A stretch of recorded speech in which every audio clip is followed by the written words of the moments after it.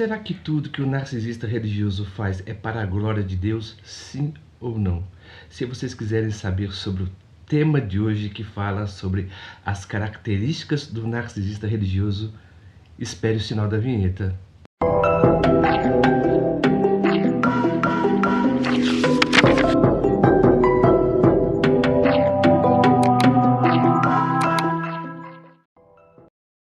O que é um narcisismo, na verdade? No que ele se compreende? O interessante é que o narcisista é uma pessoa que é auto-narcotizada, ou seja, ele é embriagado em si mesmo, no ideal que ele cria acerca de si. Então ele tenta se vincular à ideia que ele cria para ele se auto-engrandecer. Na verdade, ele não se aceita. Ele cola um personagem. E isso o narcisista religioso faz com uma grande maestria. Então, verificamos quais são uma dessas características que o narcisista religioso costuma ter. Por exemplo, ele tem uma sensação de grandiosidade e superioridade. Mas o seu background, vamos dizer assim, para ele falar isso, é porque ele se sente escolhido, ele se sente amado e ele se sente eleito por Deus. A segunda característica que ele faz é manipulação espiritual. O que seria essa manipulação espiritual? Interessante que todos que estão na mesma comunidade que ele professam o mesmo sistema de fé. Então, ele usa esse sistema de fé para que ele possa se sentir seguro, porque ele manipula as pessoas a seguirem o jogo dele, né? Ou seja, ele acredita que está trabalhando, na verdade, para Deus ou para alguma divindade. Ele acredita que esse Deus ou essa divindade apenas lhe serve como adendo ou como ajuda. Então, com isso, eles começam, na verdade, né, manipular muitas pessoas. O interessante disso é que eu conheci um evangelista, né? Hoje ele já não está mais entre nós, né? Interessante que ele não é muito conhecido, não. Mas ele se dizia ter o dom da revelação, dom da visão. E o que aconteceu uma vez quando ele foi no culto? Quando ele estava no culto, ele falou assim: olha a bola de fogo, olha a bola de fogo. Estou até gaguejando aqui. O que significava isso? Quando ele falou isso, todo mundo começou a pular no culto, né? Pulando, tendo aquele frenesi religioso. Aí quando acabou o culto, meu irmão falou assim com ele: fala a verdade, ô varão, né? Porque muita linguagem de crente, principalmente na década de 90, 2000. Ô varão, mas fala a verdade, você viu essa bola de fogo? E ele falou assim: rapaz, eu não vi nada, rapaz. Eu peguei, falei e o povo pegou e foi na minha onda. Então, olha só o que ele faz, um narcisista religioso. Ele manipula a crença do outro e o outro, na verdade, apenas está sentindo um frenesi, na verdade, uma histeria psicológica. E a mesma acredita. Não estou questionando a fé da pessoa, mas interessante que isso tem mais a ver com o jogo mental que o manipulador ou narcisista religioso ele costuma fazer. Então quando ele falou isso aí para o meu irmão, eu falei assim: rapaz, eu não vi nada. Eu peguei, eu joguei assim, olha a bola de fogo.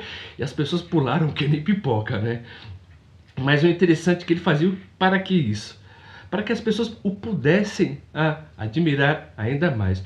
E o interessante é que ele tinha uma falta de empatia muito grande.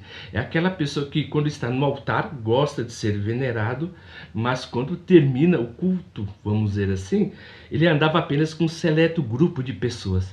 Somente com as pessoas que na verdade que o adoravam, que o idolatravam. Então ele sentia uma falta de simpatia, de empatia muito grande pelas pessoas. Mas as pessoas aceitavam isso nele porque ele era o chamado de Deus, ele era o escolhido de Deus, por exemplo, a pregar a libertação e a cura divina, na verdade, né? Então você vê que isso é uma característica, tá? E muitas vezes também, a outra característica que o narcisista religioso usa é a tática de culpa. Por exemplo, que eles costumam fazer, né? Se você orou e não recebeu a bênção, é porque você não orou da maneira certa. Se você fez o sacrifício e Deus não recebeu, é porque você também não fez o sacrifício da maneira certa. Se você fez a campanha e não recebeu a bênção, é porque você não fez da maneira certa. Então você vê que o narcisista religioso, ele nunca admite, na verdade, né, algo de errado que ele está fazendo. Ele sempre vai fazer o quê?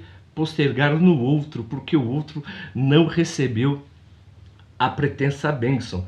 Então eles vão costumeiramente fazer isso e vai fazer as pessoas se tornando muito mais presas, né? Elas entram, na verdade, numa espécie de gaslight. A percepção dela está sendo moldada. Tudo que ela vê é conspiratório, é místico. Ou seja, se eu não consigo, ou eu não estou fazendo direito, ou é o próprio Satanás que está me impedindo de alcançar as bênçãos de Deus. Então você vê que ele faz esse jogo mental, na verdade, as pessoas ficam presas, né? Então é por isso que costumeiramente eles dizem: tem que orar mais, tem que jejuar mais, tem que buscar mais. Você vê que há uma impessoalidade muito grande e uma espécie de autoridade. As pessoas acreditam que ele é uma autoridade espiritual, mas as pessoas o seguem sem questionamento. Então, as pessoas passam a noite em jejuns, em vigílias, fazem jejuns, sabe?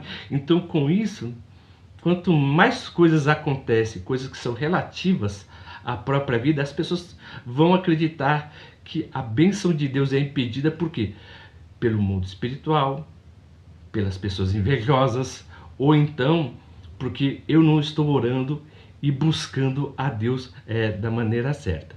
O interessante, qual o impacto que o narcisista religioso, né, ele causa nas famílias? Por exemplo, grandes líderes, né, são, né, também, isso também acontece também em pequenas comunidades, mas qual é o impacto que causa, na verdade?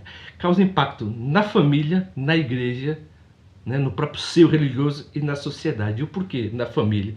Porque muitas vezes a pessoa começa a abrir mão do trabalho, né, porque acredita que tem um chamado de Deus, param de estudar, param de trabalhar, param de investir no seu próprio futuro, porque foi colocado na cabeça dela que Deus a chamou. E esse pregador fez isso. O que, que a pessoa faz? Ela abre mão de si para poder servir esse pretenso pregador ou evangelista, independente, sabe, da religião que seja. Mas isso acontece muito no movimento neopentecostal. Então as pessoas abrem mão de si, da sua individualidade, da sua vontade, porque eu acredito que eu tenho um chamado de Deus. Então ele está fazendo tudo isso, na verdade, para agradar a Deus. Então com isso, o que é que acontece? Desfragmenta a família. O filho cresce sem o pai, o pai se preocupa mais com o ministério, com a igreja, do que com os filhos. Então a família vai ficando muito disfuncional, porque a pessoa, na verdade, ela vive não em duas realidades. Particularmente sacro, não pode fazer nada que questione essa doutrina, na verdade, que o pastor, o pequeno líder religioso, passou para a pessoa, tá?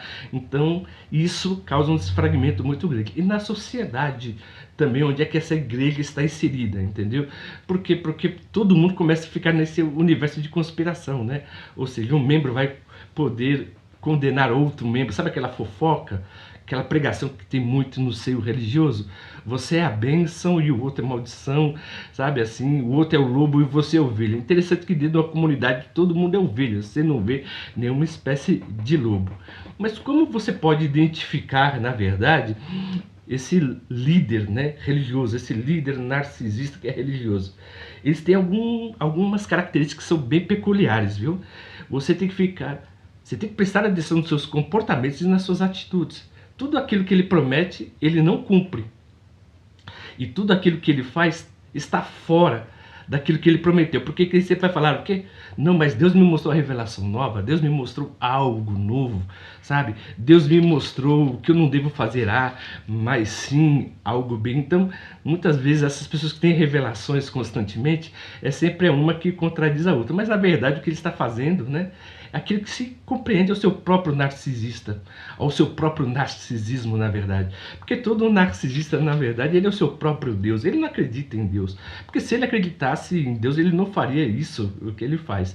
Então ele sempre vai culpar a comunidade que ele está inserido, né? O povo que o segue, entendeu? Isso você vê vários segmentos neopentecostais que fazem a mesma coisa. A culpa nunca é do líder, ele sempre vai fazer o quê? Pedindo para o povo orar e jejuar muito mais. Então, a fé dele tem que ser totalmente compatível ao seu comportamento. O narcisista religioso, ele não é assim. Por quê? Porque tudo que ele faz tem aprovação de Deus. Então tudo é justificado. Ele não pede desculpa para a comunidade da qual ele está inserido. Ele pensa, ora, se eu sirvo somente a Deus, eu apenas devo, na verdade, satisfação somente a Deus. Então a satisfação dele não está vinculada a mais ninguém, mas sim um ideal que ele criou acerca de Deus, acerca daquilo que Deus é, ou os deuses, entendeu? Então tudo que acontece no meio pentecostal, ou neopentecostal, nada contra, mas, por exemplo, eu vivi mais de 20 anos nesse meio, as pessoas apenas falam o desejo que brota no seu coração. E muitas vezes tem pessoas que são totalmente perturbadas, né? E com isso começa, na verdade, a fragmentar igrejas evangélicas. Eu conheci já umas 3 igrejas evangélicas que começaram a crescer, mas depois se deterioraram. Então, por exemplo, você tem que tomar muito cuidado, na verdade, com esse tipo de atitude que ele tem. E experiência religiosa também não confirma o caráter de uma pessoa.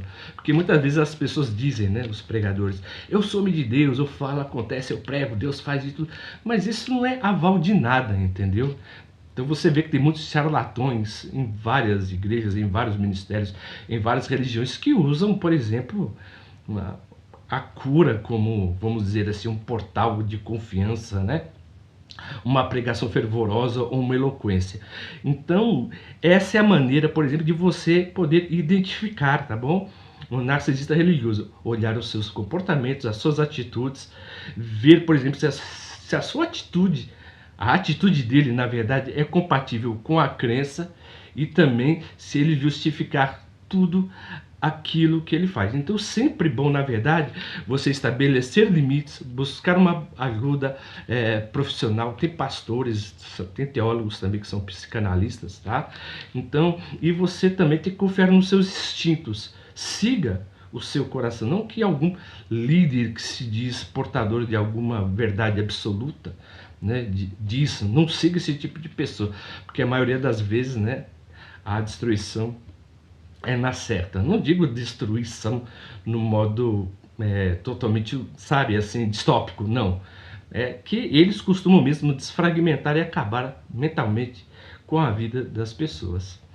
Se esse vídeo foi útil para você e se ele tem alguma relevância, e eu sei que tem, porque vocês que nos estão acompanhando estão fazendo esse canal, sabe, ter muito mais relevância, e é uma coisa que eu agradeço a vocês, viu?